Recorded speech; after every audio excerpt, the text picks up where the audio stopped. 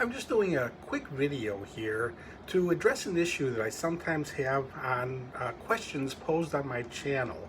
I'll have people come in and they say they're in their fourth or fifth day without smoking, or sometimes longer time periods, and they're still having all these physical symptoms, and they want to know why. And sometimes I want to jump right in and answer one specific issue that happens, the psychological triggers that can occur after they quit. But often the people aren't specific enough. They say they're off smoking.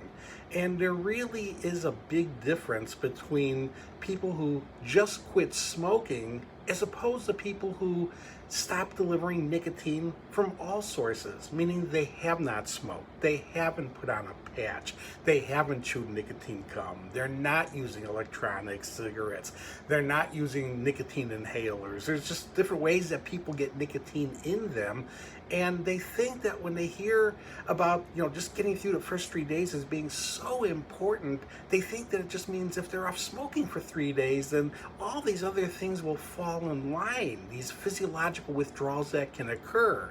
And it's not tied to being off smoking. It's not tied to being off cigarettes. It's tied to detoxifying yourself from nicotine. So when you stop smoking, you stop delivering nicotine, but you also have to stop delivering it from any other source, because as long as you're taking in nicotine from any mechanism, any way, you are not getting over the drug withdrawal. I have a lot of material that covers this, that covers how by using nicotine after you've stopped smoking, you're prolonging withdrawal symptoms. And then I have materials on symptoms that can occur in people who really do get off all nicotine, because sometimes those symptoms, which seem physical, they're not. They're from a psychological basis. But again, while a person is delivering nicotine, you just can't differentiate what's physical and what's psychological. So I'm going to attach a lot of resources here that address those specific issues. But again, when anybody is reading my material, or even if it's not going through my material, when they're hearing about the importance of being off the first 3 days, understand the real meaning of that 72-hour period. It's 72 hours without nicotine. If you're using nicotine, you're in a different ball game with this. It's not that you detoxed and that you're through the physiological withdrawal. You're still dealing with nicotine addiction in an active form.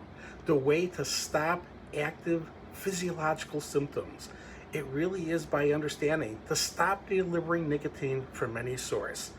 And that means no nicotine gum, no patches, no electronic cigarettes, not even what you hear maybe like nicotine-free electronic cigarettes, because in many cases those products are not nicotine-free. I'll also put a source about that in this video description also. The way to quit smoking and the way to end the withdrawal is stop delivering nicotine from all sources, and not deliver it from any other nicotine product. And of course, as far as for cigarettes, it's a matter of making and sticking to a personal commitment to never take another puff.